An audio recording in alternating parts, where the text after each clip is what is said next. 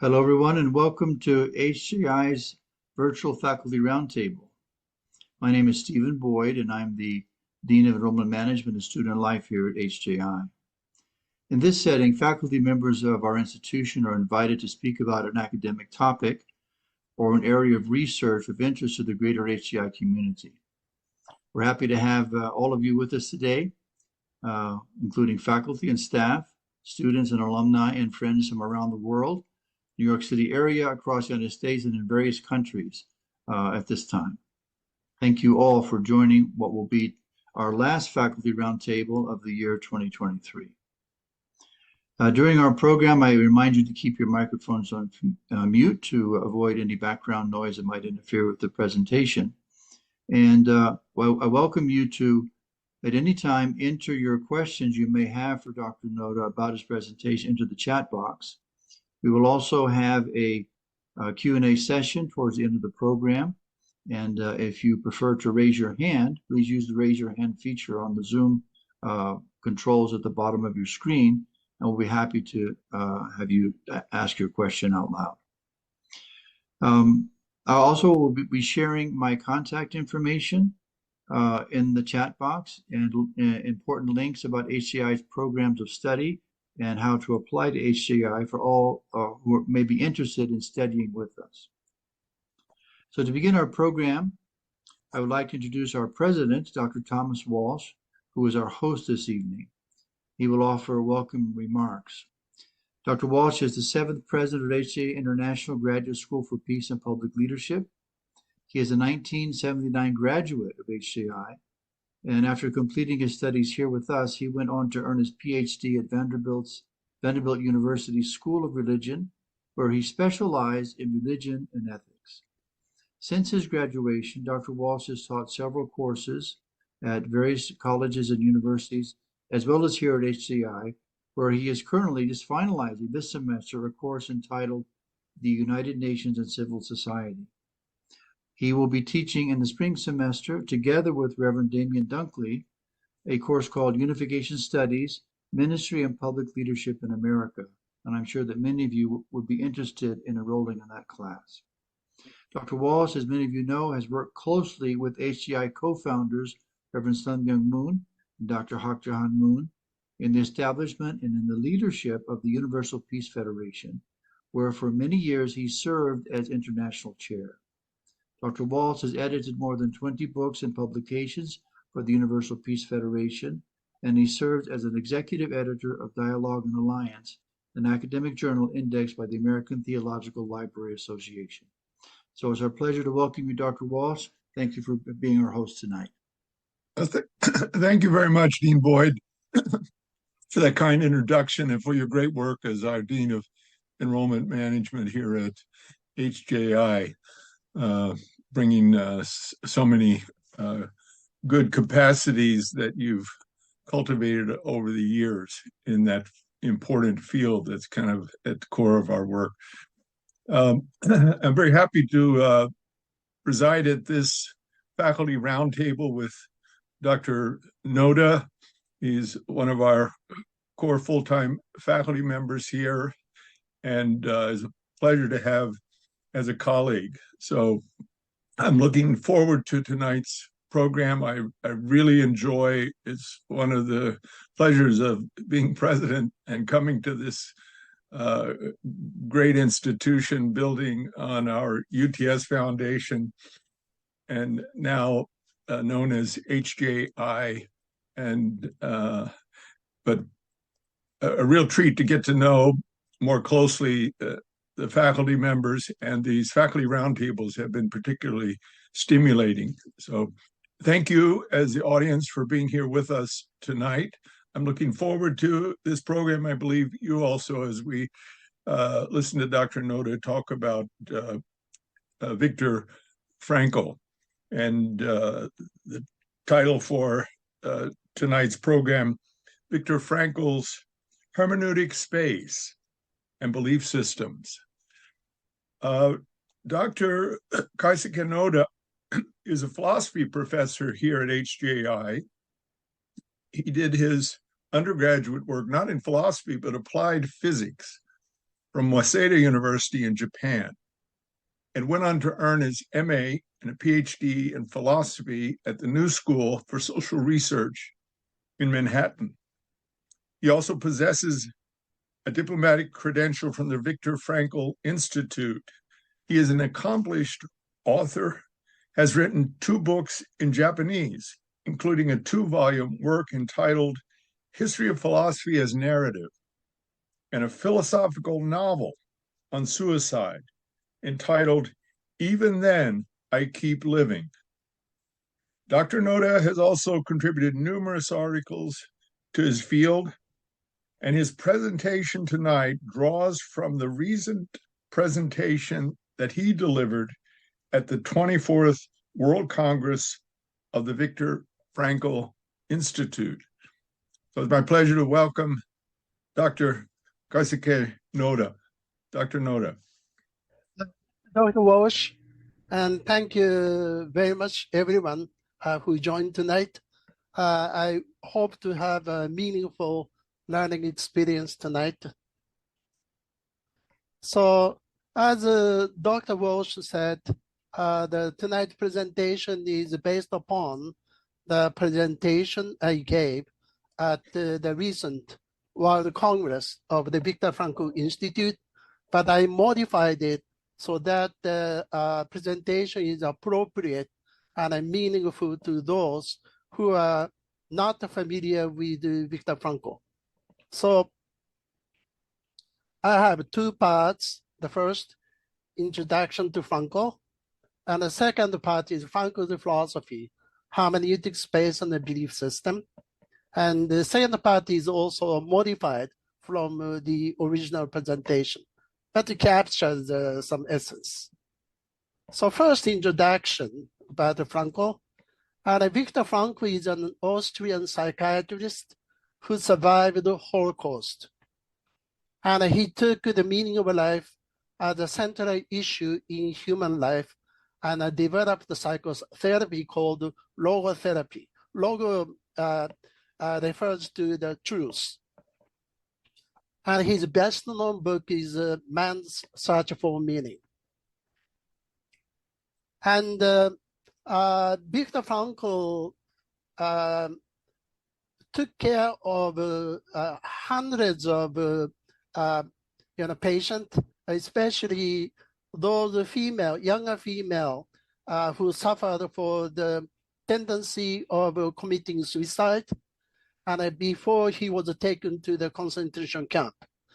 And during this period, he already developed logotherapy, and he brought the manuscript with him, but that was destroyed. And after concentration camp, he reconstructed it out of the previous work he did before the taken to the concentration camp. And if you haven't read Man's Search for Meaning, I highly recommend to read it.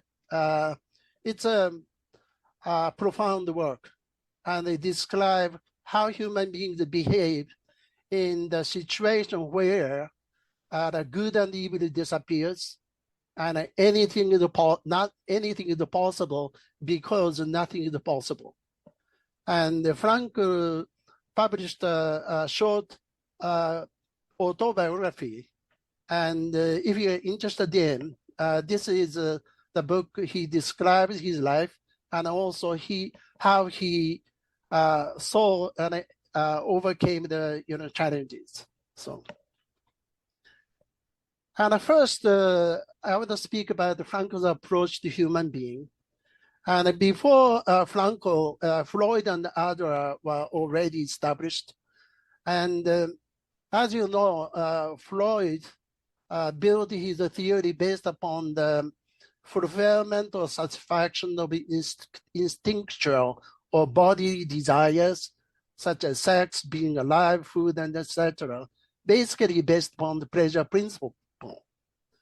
Adler, on the other hand, looked at the social dimension of human life, and he emphasized realize your potential, or become socially successful and get the social recognitions. So naturally, human being comes to have a superiority, inferiority, complex in mind.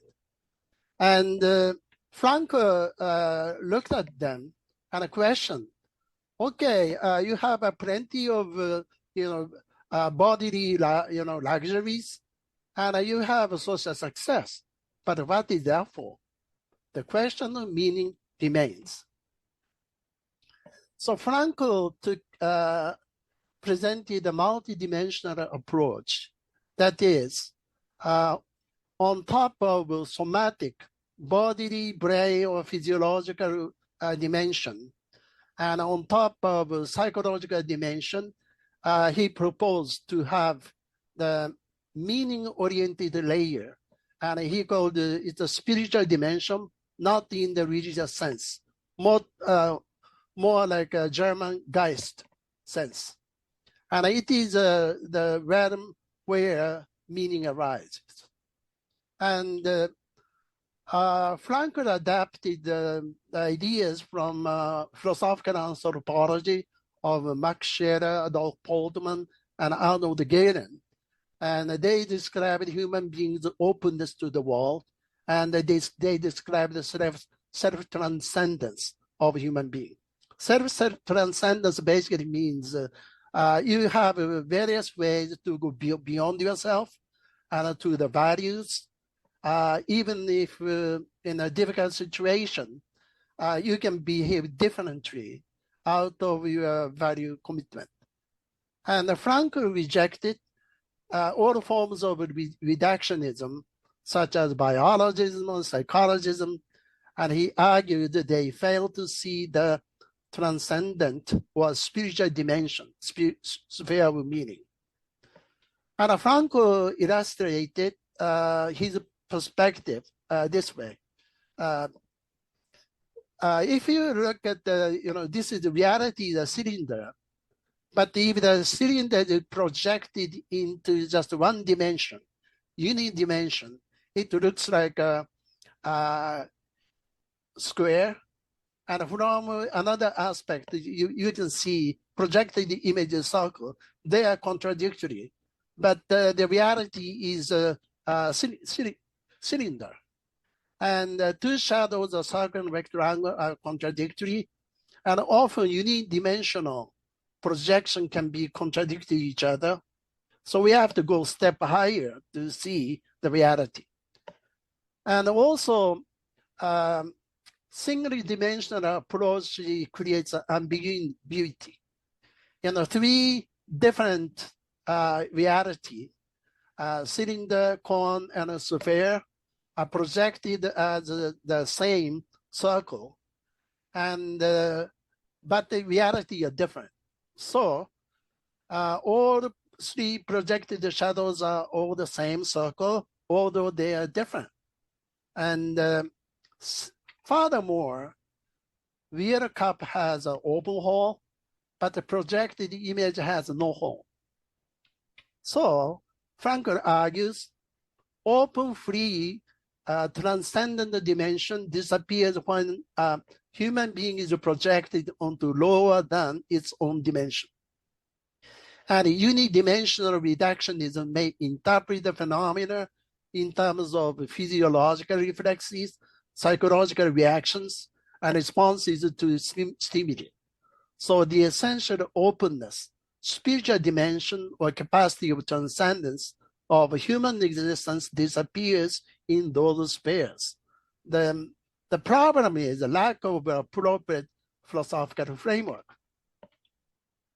Then, what is then the dimension of a sphere Frankl tried to open? That's the dimension of meaning. And how is possible? Frankl points out love and conscience is the capacity of transcendence and inseparable to the autonomy and unique value of individuals. That's how Frankl sees love and conscience.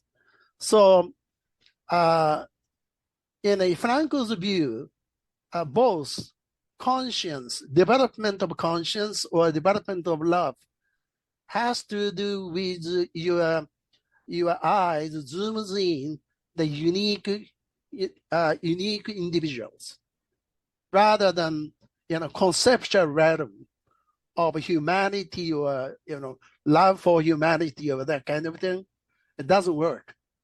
But rather, each person has to zoom in to the concrete individual, and you have to live values and take actions.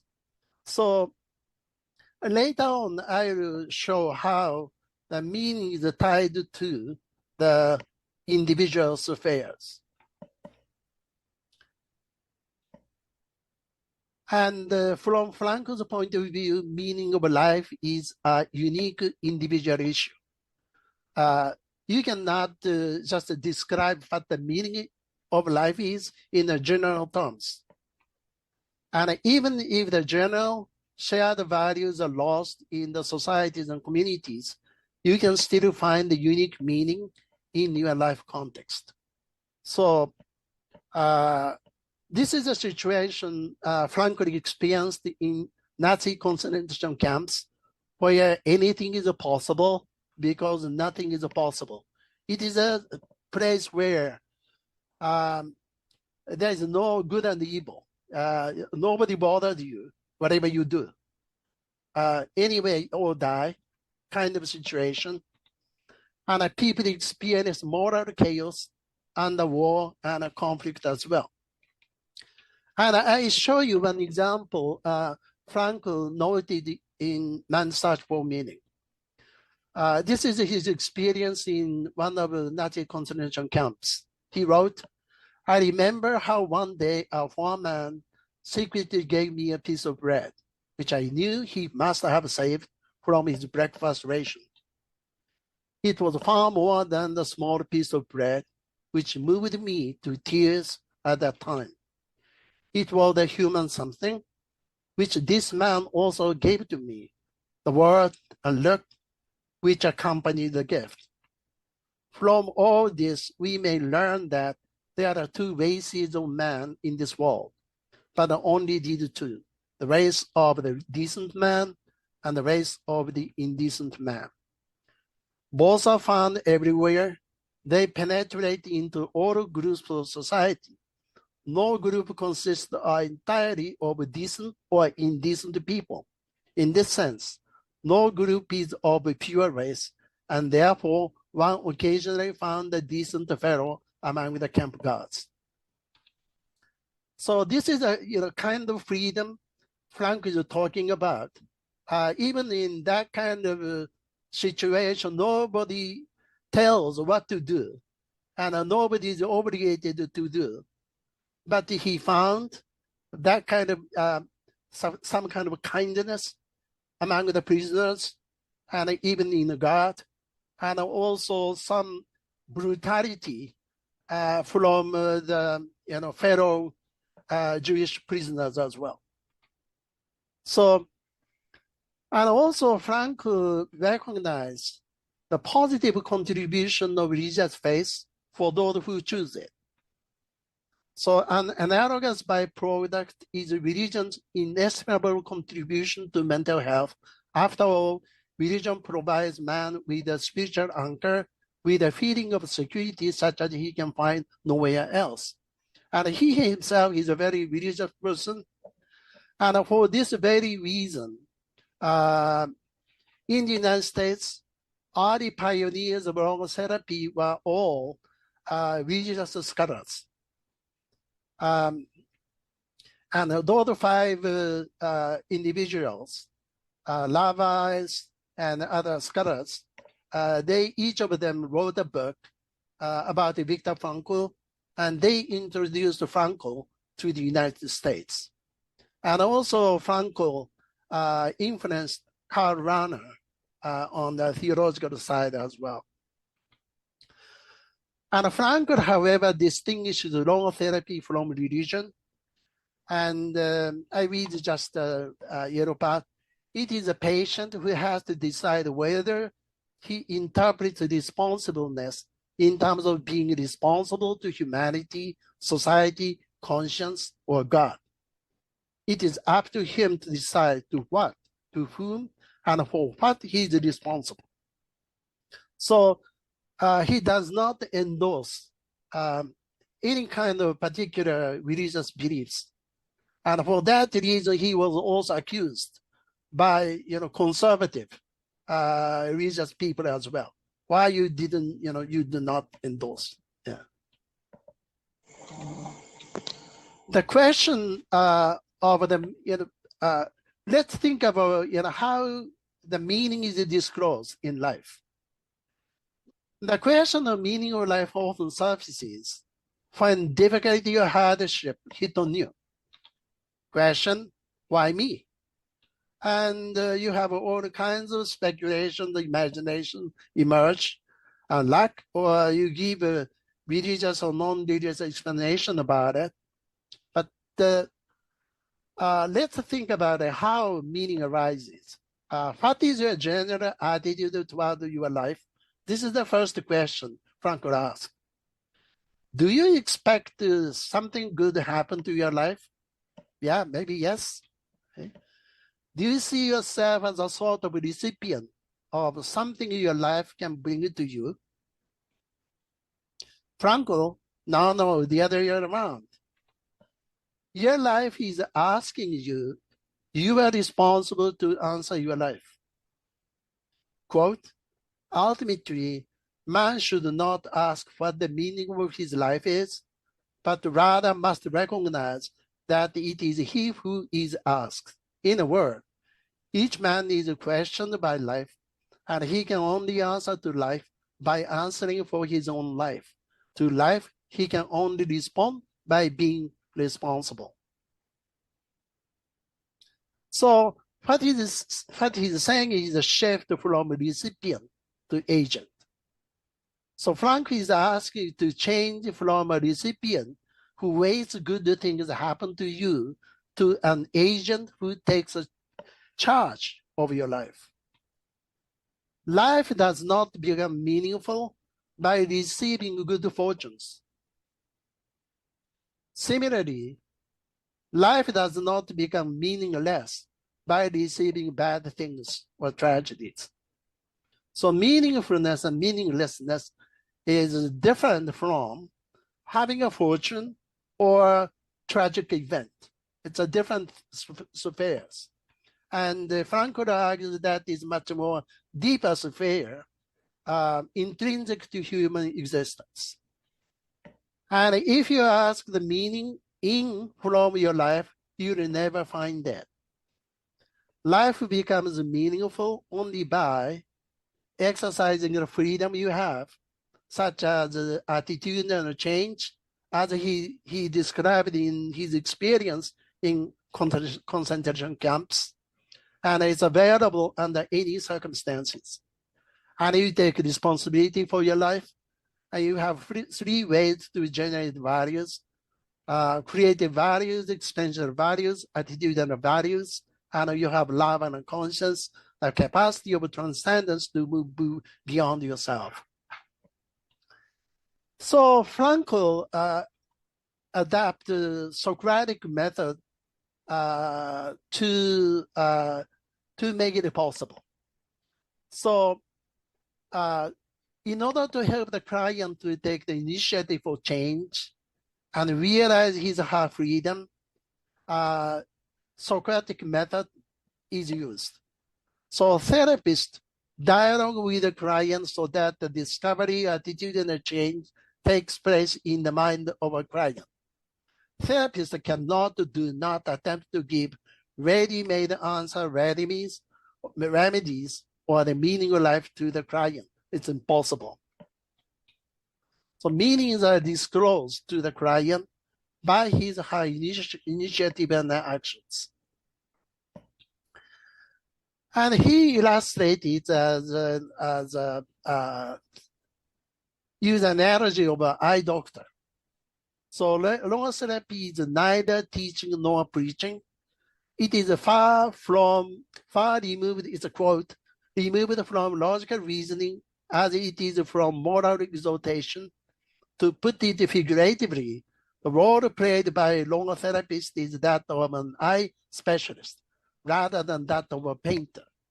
A painter tries to convey to us a picture of the world as he sees it, and ophthalmologists try to enable us to see the world as it really is. So logotherapist's role consists of widening and broadening the visual field of the patient so that the whole spectrum of potential meaning become conscious and visible to him.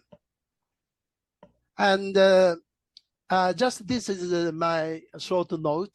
And why does Frankl take such an approach? And his approach of human being is as a seat of truth is consistent with Socrates, Augustine, and Heidegger. Plato raised a very critical question, the possibility of philosophy, how philosophy is possible. Why can you seek truth and make a judgment of truth if you do not have an implicit understanding of truth? If you have no understanding of truth whatsoever, you cannot even seek it. And even if you found something, how you can say, oh, this is what I was looking for, if you don't have a criteria within yourself? So Socrates argued that the role of philosopher is like a midwife, and a truth is within the person. So midwife does not give up truth or a baby, but helps a pregnant mother deliver the baby inside of her. So teaching is basically for awakening. And similarly, Augustine has a short piece called On the Teacher. And the question is what the true teacher is. A teacher outside of the person prompts, an individual can understand the truth by consulting with the teacher within and the truth within. That is the true teacher. So in other words, when you make a judgment, this is the true or false. You hear, but in reality, you consult with the truth within and you make a judgment. So true teacher, what teaches you is inside of you. And that is a true teacher. This is Augustine's view presented on the teacher. And Heidegger has a similar understanding. For Heidegger, philosophy makes implicit understanding explicit. So it is not a kind of additional knowledge from somewhere. But so therefore, Heidegger defined truth as aletheia, Greek word, this, closure, uncovering, to take off the cover. That's what the truth is. So thank you. This is an introduction. Dr. Noda, that was excellent. Maybe just before you move on to part two, we can just chat for a minute. First of all, congratulations on your presentation at the Viktor Frankl Institute International Congress. But this is fascinating. I read Man's Search for Meaning probably more than 50 years ago, and this is I never studied it in depth the way you have. So it's really significant what you're presenting tonight. I think about the context of Viktor Frankl as you described it, the life in the concentration camp, and how that may have impacted his own thinking or drew it out into greater depth. I also thought about, the rise of existentialism in philosophy in general, through people like Kierkegaard and Sartre and to some extent Heidegger, that moved away from a focus on, in some renderings, on essence and more that focus on our existence. But existentialism, some of it didn't move in what I see in Frankl as a more constructive and even much more balanced perspective. And I guess I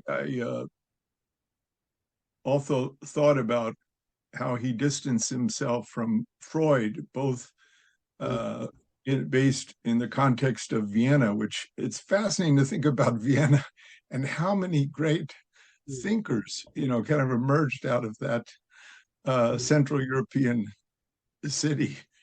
But Freud, particularly with religion, was, saw religion as functioning as a kind of illusion or a crutch that we relied on because we didn't understand realities of life. And this was also there, as we know, in Marx. But to see this respectful appreciation of the search for meaning is very, very laudable. And I can see why these religious leaders that you mentioned were attracted and are attracted to his thought. I guess my question, maybe you spoke about it, but maybe elaborate a little bit that, on one hand, the search for meaning is that there is this objective truth out there, this truth to be found and discovered. Meaning a little bit steps back from that. And I think that's true of the social sciences, where there was an advance, you could say, from just looking at societies in terms of how religion functioned in their lives and how, in certain ways, it was the meaningfulness that brought out the meaning of life. But there's this fine difference between, crudely put, kind of inventing meaning. It's a construction versus you're actually discovering something. You could elaborate just a little bit on that distinction. Yeah. The second part deals with that question. So I must be a good student then. Right. Anticipating your. Yeah. And was then let me shift, not take away the thunder of your next part, but do you care to comment about this? Was he familiar with these? He was a medical doctor and a psychiatrist, but was he familiar with what I referred to as these existentialist philosophers? Did that impact him at all? Actually,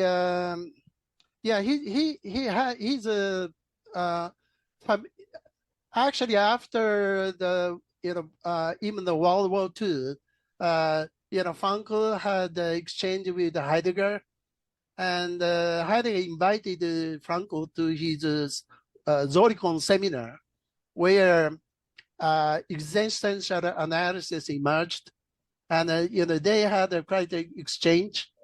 I think both Heidegger and Frankl had a common insight that the fundamental question for human existence is meaning. And on that point, they agree. And one of the difference between Frankl and the other existentialists is, as Dr. Walsh pointed out, breadth and a framework. Like Salton and Kierkegaard dragged into the no exit realm of anxiety or pain or suffering or guilt, and just move it around.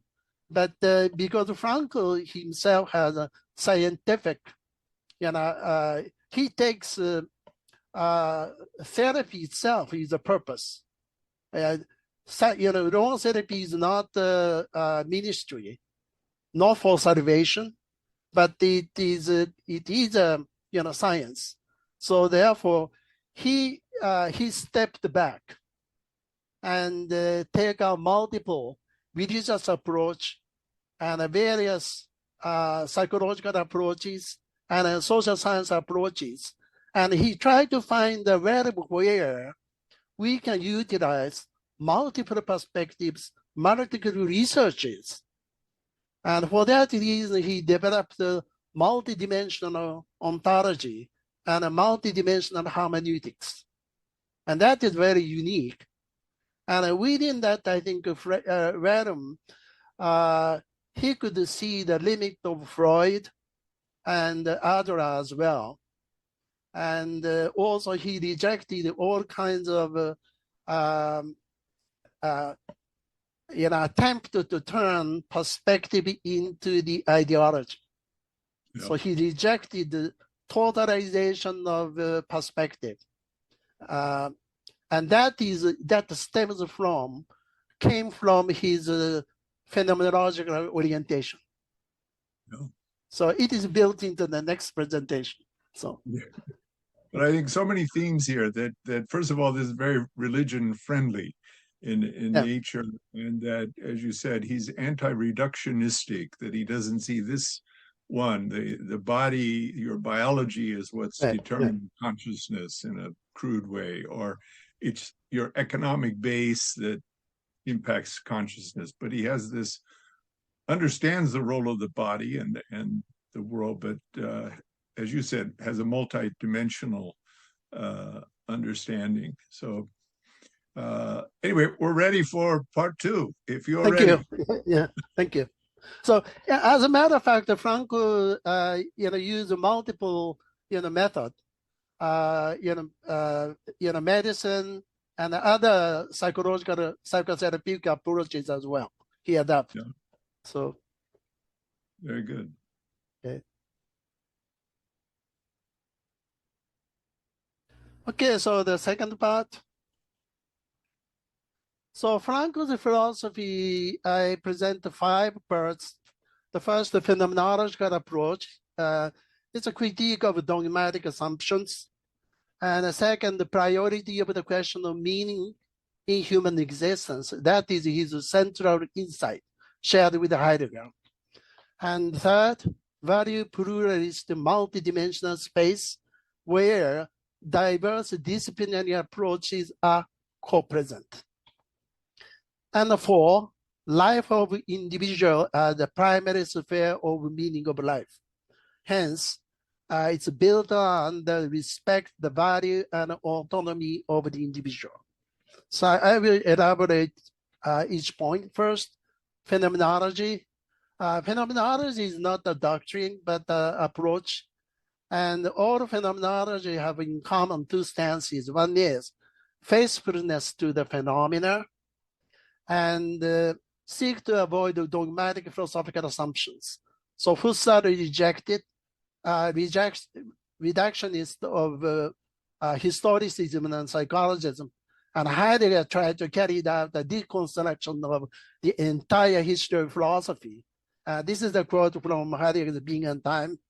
The term phenomenology expresses a maxim that can be formulated to the things themselves. It came from Husserl, and it is opposed to all free-floating constructions and accidental findings. It is also opposed to taking over concept only seemingly demonstrated, and likewise to pseudo-questions, which often are spread abroad as problems for generations. So, even Heidegger shared that although his approach is different, basically these two stances is the same. And Frankl philosophy seeks to avoid the pitfall of dogmatic philosophical assumptions and beliefs, which can be seen in his criticism of reductionism and his rejection of totalizing a perspective and turning it into an ideology. And each discipline takes a particular perspective. When one totalizes its perspective, it turns into ideology.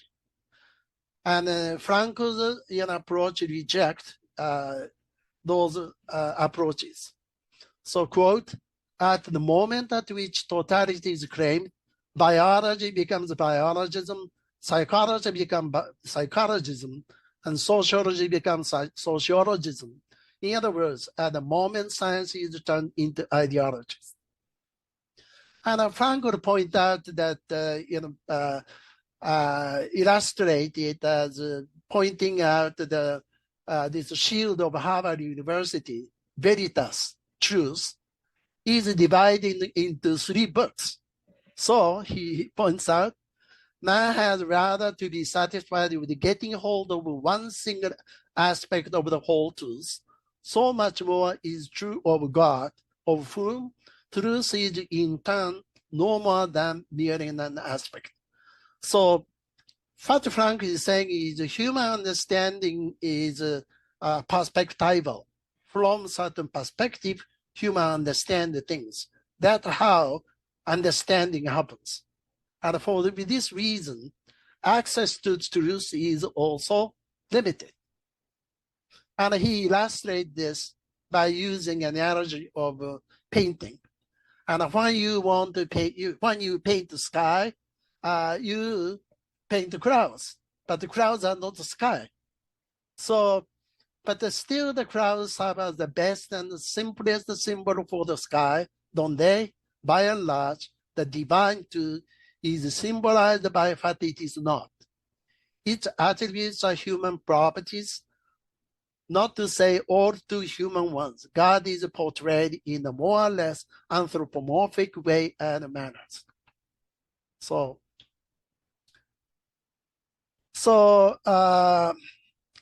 while Frank recognized the value of religion, but he rejects denominationalism and the exclusive superiority claim of belief system. And it stems from his phenomenological approach.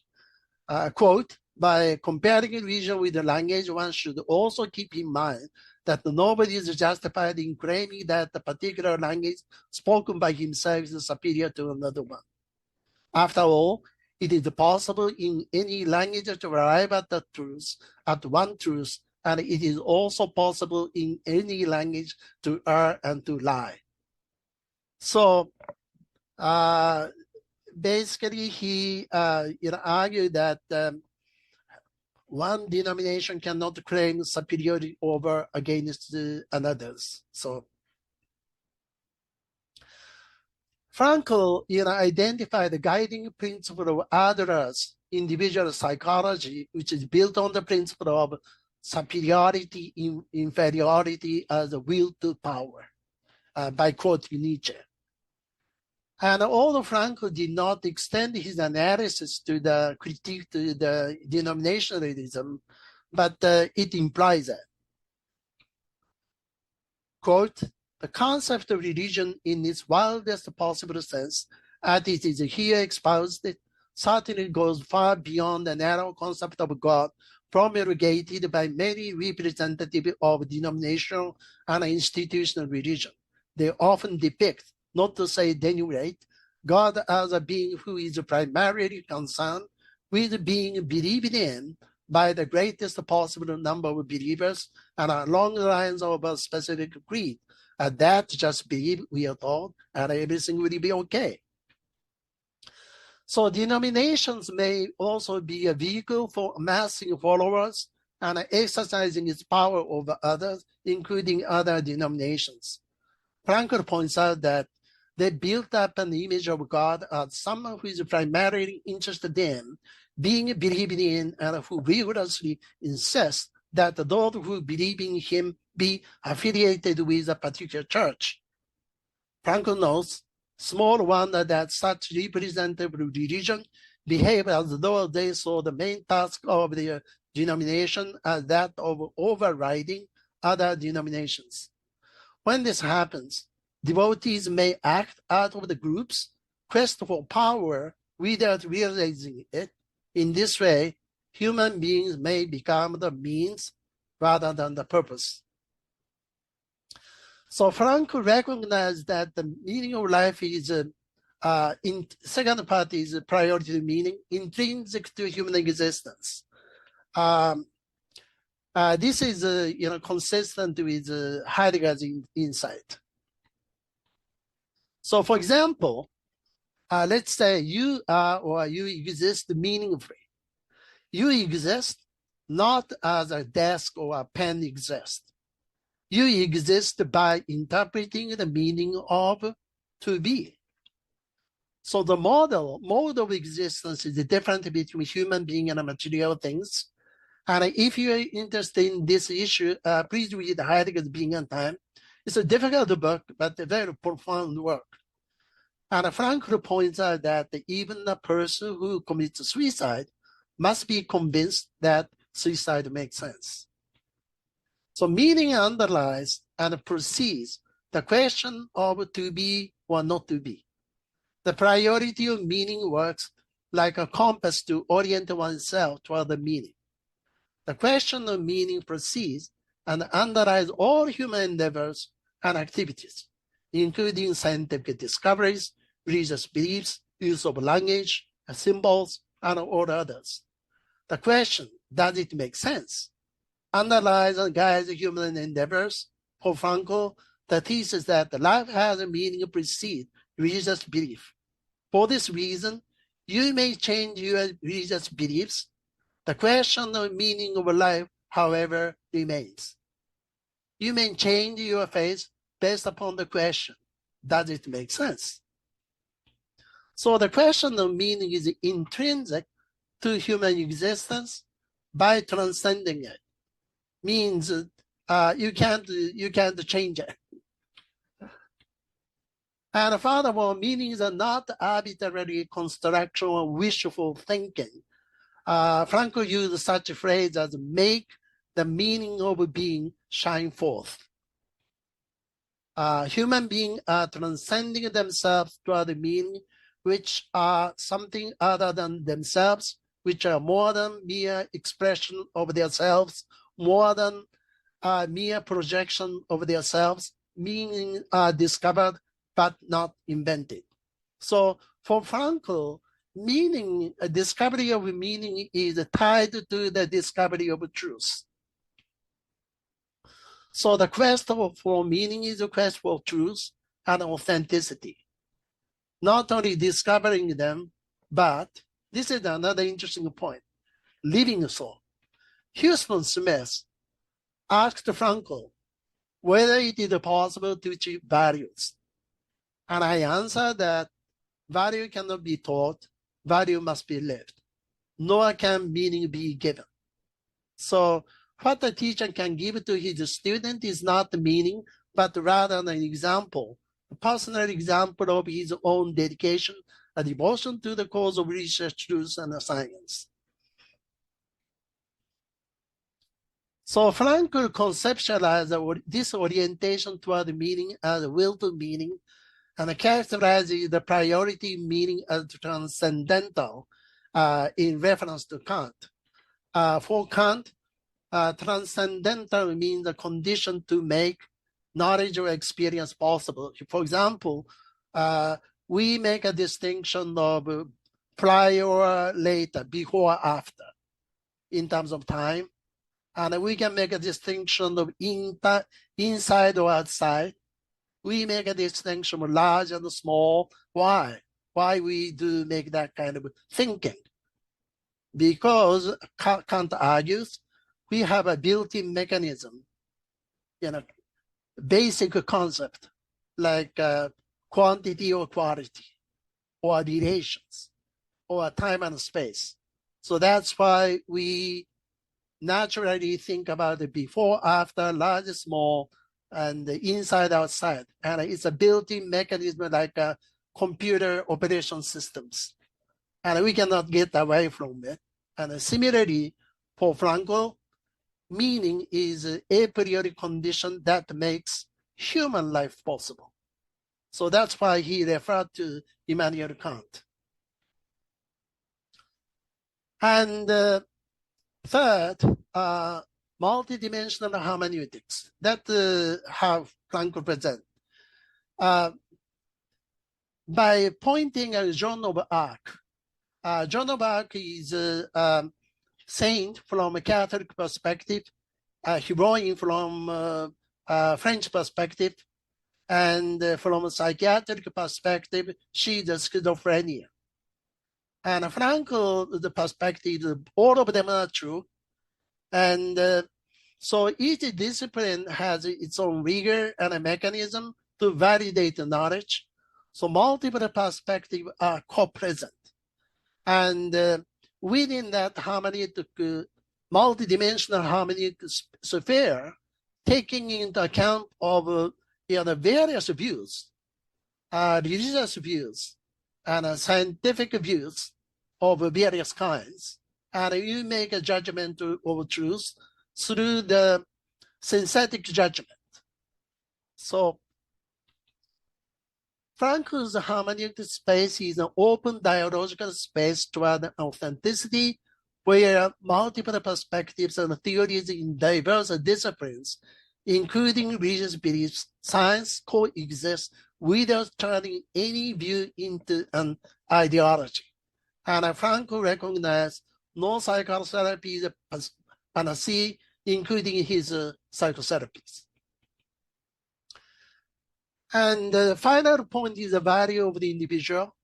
Frankl's hermeneutic space is an open space for multiple belief systems grounded in the belief-independent value of autonomy of individual. Frankl points out that there is no significant difference between those who believe in God, monotheistic God across different denominations. Regardless of the worldview, you can make life meaningful. So it's not depend on the belief system. You can incorporate your belief system, but you can make life meaningful, without and taking other perspective as well. And individuals often seek transcendence by pursuing the value of a belief system. And individuals also react to those who reject their belief system and or the religious authority of the group in various ways, ranging from indifference, acceptance, or outright hostility. Devotees of some belief system take an unfavorable stance toward non-believers. And this point has to do with interreligious understanding and collaborations. So often out of belief, commitment to the belief system, you can attack others. So put it differently, if the belief system is the primary source of values or meaning, then the belief system defines values such as love, good and evil, and justice. Those who reject that belief system may find themselves in opposition to believers who represent those values based on the acceptance of the belief system. So because core human values are tied to the belief system of the group with its specific religious authority, rejection of the belief system or religious authority of the group is seen in their eyes as the rejection of not only their beliefs, but also human values such as love, goodness, peace, and justice, and others.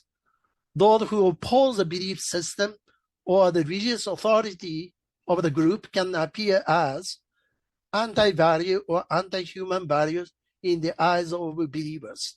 And this part is my elaboration based upon the Frankl. So some devotees can act inhumanely to opposers out of their commitment to the value of their belief system. So under the name of love or justice, you attack others. And that kind of paradoxes exist in the religious system. So I conclude three critical perspectives characterizes Frankl's hermeneutic space. Number one, phenomenological approach and the priority of the question of meaning in human existence. Second, belief-independent values and autonomy of individual as a law of phenomena that disclose the meaning of life. In other words, human being, individual life has its intrinsic values, regardless of belief system prior to the belief system. That's Frankl's view. Three, multidimensionality, where multiple frameworks of interpretation and perspectives coexist. And self-transcendence is the essence of being human. For those who seek self-transcendence in the belief system, the belief system is the source of value, meaning, and self-transcendence. While Frankl recognized the value of the belief system, he also rejects the totalization of a perspective. He challenges the idea that the belief system is the final destination and ultimate source of value and meaning. Frankl's hermeneutic space is an open, dialogical space where multiple perspectives and values are shared and discussed toward authenticity. Frankl's self-transcendence implies transcendence not only from the self, but also from the dogmatic, ideological beliefs, a superiority complex, and the desire to dominate others by the will to power. His hermeneutic space guides each individual in pursuing his her ultimate meaning and realizing his her unique meaning of beings. The reference. And I will give a brief remark on the implication for unificationism. Frankl's value perspective has two poles, which I did not elaborate the ultimate meaning today, but Frankl's had two poles, ultimate meaning and the meaning of the moments. And the Reverman's philosophy has a Platonist element and hierarchical values, otherworldly universalist realism, and loyalty, obedience as primary values. But around the 90s, Reverend Moon made a declaration of conscience, and he started to tell us, pray in your name. Conscience is greater than parents and God, parents, and teacher. And it is radical, I think, the shift of paradigm. And he presented Aristotelian realism or Kantian value of the individual, autonomy, integrity, and the truth within, kind of thing. And at the time, Reverend Moon initiated sisterhood ceremony between sisters in Japan and the United States. And those sisters came from Japan, and Reverend Moon spoke in Japanese, and they did a workshop for every time. And in the beginning, Reverend Moon spoke, and only spoke about those contents. And after a few times, I was told to continue his lectures. So I carefully studied Reverend's teaching, and I was shocked. It's a very different way to approach. So anyway, I taught throughout to all the Japanese sisters, and also further, taught the same thing in Korea by inviting Japanese leaders, because Japan is very platonic, and individual autonomy is not really respected. So, but anyway, the point is, still we pray in your name because platonic interpretation. Because Reverend said so, we, out of loyalty, pray in your name. But the context, declaration of conscience, flourishing individual, empirical diverse research, value individual, their initiative, moral autonomy, integrity, truth within. Those very context is lost, in my view. So, as you know, for Plato, reality is universals, and individuals are mere instances, and the reality is the world of ideas, and this world is a shadow. And mystical stories and the logical reasoning are sufficient for Plato. Aristotle rejected. The reality is the individuals, Mary, Peter, and universals are as abstractions from individuals. This world is diverse and real, and diverse scientific approaches are necessary to capture diverse phenomena of the world. And Kant respects there is humanity in the person and value the autonomy of individual. Somehow I think that Frankl attempted hermeneutic integration of religious, scientific, and moral discourses within the realm of psychotherapies. And what is unificationism? This is my question. Does the dominant Platonist interpretation miss the critical component, Aristotelian Kantian component of relevance of philosophy? Doesn't the idea of unity of science, religion, and unificationism require the integration of Platonic idealism, Aristotelian empirical approaches, and Kantian component, and non-ideological open dialogical hermeneutic space? And I presented this in Applied Unification blog, so if you're interested in, please read it. And I see the problem of Japanese Unification Church point to the lack of discourse on the moral integrity of individual rooted in radical Platonism in Japanese UC. Just I want to point out that at the Viktor Frankl Institute conference, I just hired two presenters, one from Israel. He devoted all his life for the cross-cultural understandings. And he closed his work. I alone cannot change the world. I can cast a stone across the water in order to create many ripples, from Mother Teresa. And I see, I deeply respect that his lifelong effort. He's in a senior home now, but devoted the entire life in cross-cultural understanding. And another one, 7 panelists joined from Ukraine.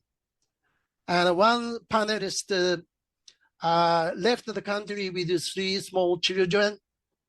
And afterwards, she thought, why if not me? The question bothered her. And she decided to go back to the Ukraine. And she started to do counseling with the soldier who lost eyes, legs, and the children who lost parents and beloved ones, and they're rampant. So this reminds me of Frankl's view. There are only 2 kinds of people everywhere: decent person and indecent person. So I wonder if God sees the human being with a denominational lens, or God rather sees human beings from different perspectives. And I deeply respect those individuals, regardless of their belief system. And that is how Frankl views human beings. So finally, I give one exercise example. This is the one page. Let's find out what you value. This is like a logotherapy exercise. Okay, fast forward your life and imagine your funeral.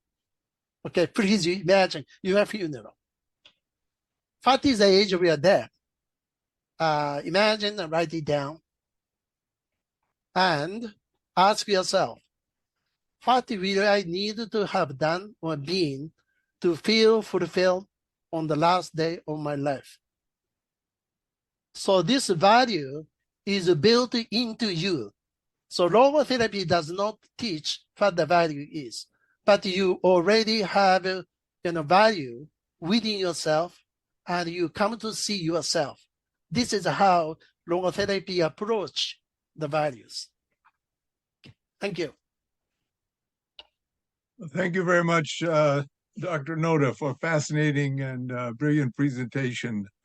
Deep understanding of Viktor Frankl and his placement in the kind of history of modern thought, certainly 20th century thought, and his influence continues.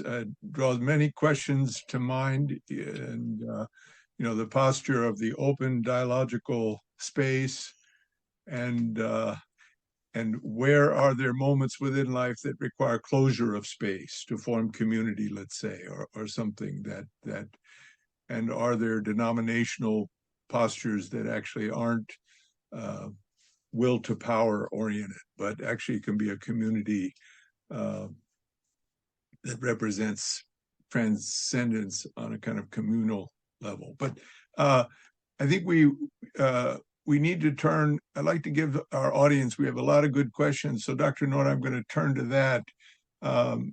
And I think it'll be quicker if I read them, because there's a lot of good questions.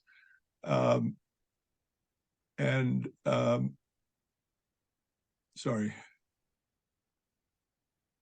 I want to go to Dr. Wilson. Asked, does Viktor Frankl discuss God as immanent within the soul, as perhaps the ultimate source of meaning? Yeah, Viktor Frankl has a book called Man's Search for Ultimate Meaning, and that is the question of God. But for Frankl, God is beyond what we can describe. So our conception and our attempt of understanding God is somehow limited, and it's an ongoing quest. God is more than. No. And yet, in the therapeutic space, he does not insist that it. So reference, ultimate meaning can be found without believing in monotheistic God. Yet, the ultimate, the God is more like a referent of ultimate meaning. So for some, it is not a monotheistic God. Maybe humanity, maybe conscience, maybe something else. And he's open to it. But he himself has a solid conviction as a Jew. So Glenn Strait is bringing up Buddhism and suggests that whereas in Frankl, love and conscience are kind of the foundation for human capacity of transcendence, whereas in Buddhism, compassion is that in that position as empowering transcendence. Yeah, Heidegger has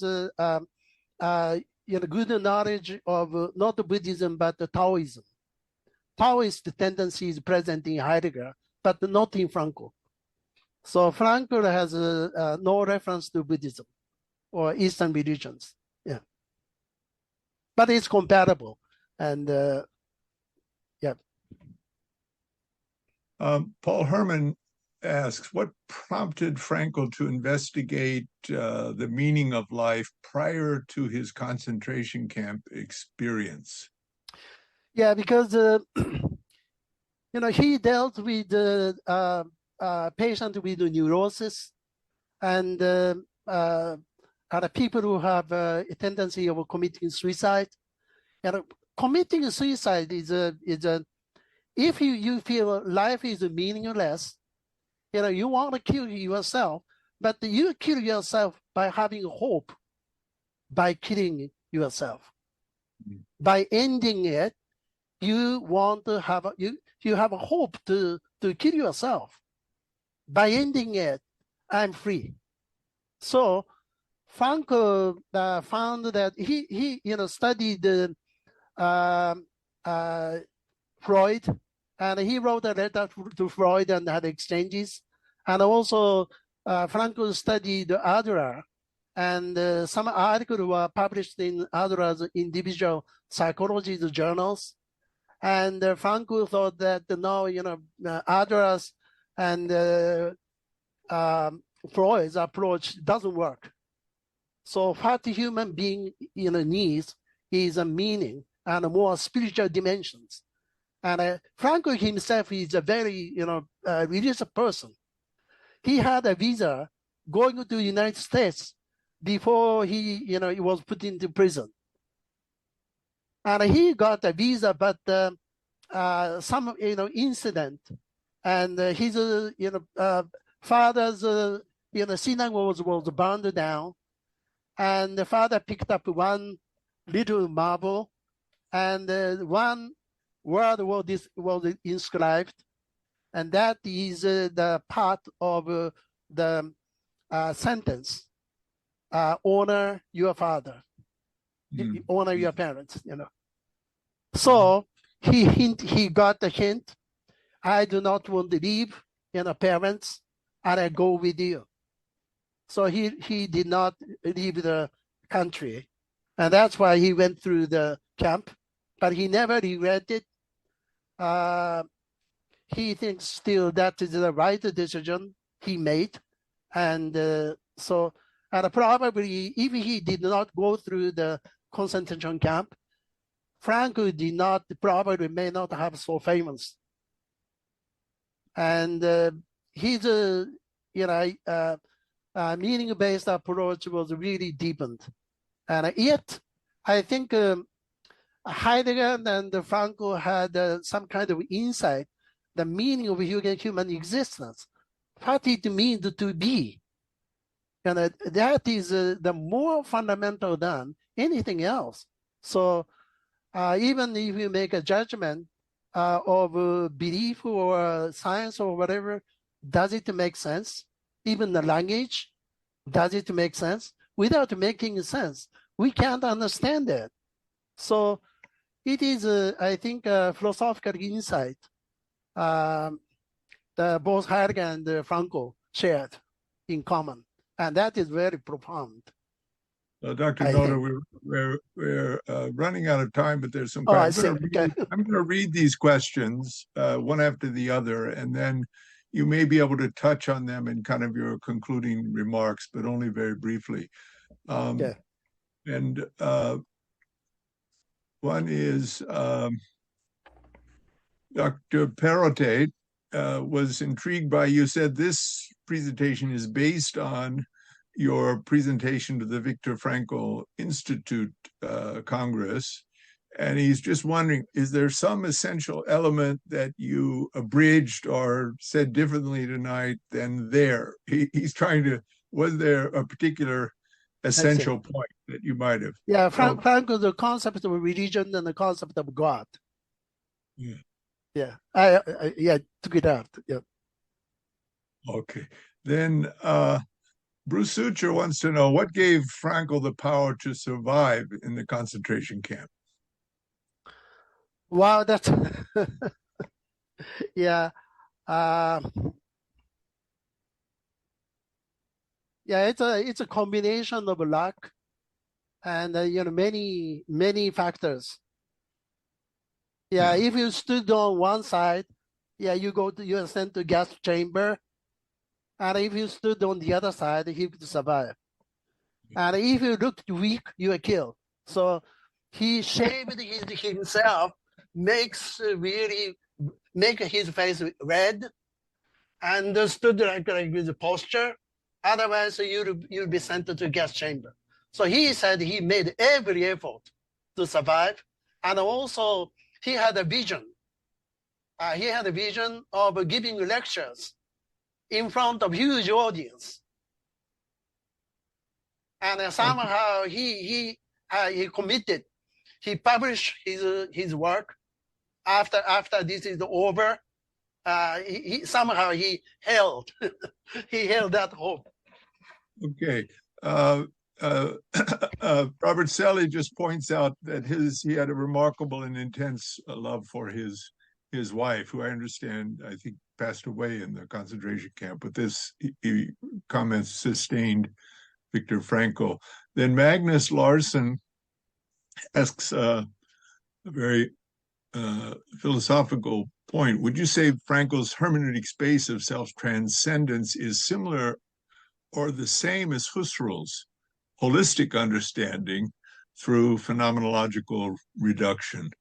Both point beyond a person's pre-held notions in pursuit of objectivity. Now, this merits a 1 hour discussion, but we don't have that time. Briefly, But, briefly, in my understanding, Husserl's framework is very consciousness, and even the presuppositionlessness. Husserl thinks that he can carry out presuppositionlessness within the operation within the consciousness. Zen Buddhism rejected it. Without practicing it, you can't do it. And in Frankl's view, beyond just practice, you have to exercise love and conscience and values. That's the way you can transcend yourself. So therefore, Frankl's transcendence is more value-oriented and beyond Zen and also Husserl. Yeah, just quickly, because I want to honor these people who have written very insightful questions. Paul Herman brings up the issue of conscience that Reverend Moon, he wonders, couldn't that be understood that not that conscience is more important than, say, allegiance to God, but that it's that the way to God is by following our conscience. So he's making a little bit of question about that. Then Lydia Cafarao noted your point about Frankl's view of Joan of Arc and as schizophrenic, and wonders, well, maybe sometimes people are schizophrenia may be attributed to certain spiritual people because they're kind of inhabiting another sphere at times in their life.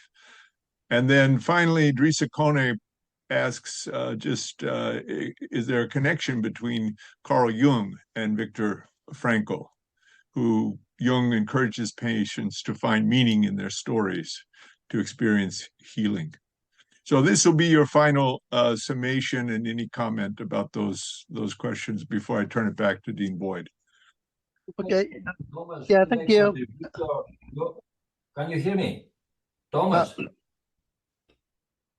For Dr. Collins, Frankl disagrees with Jung for the universal consciousness. Frankl thinks that meaning has to be found on an individual life context, and for the question of the Reverend, the emphasis of conscience, and that is, I think, a really different approach, and more like a Kantian and also Aristotelian term.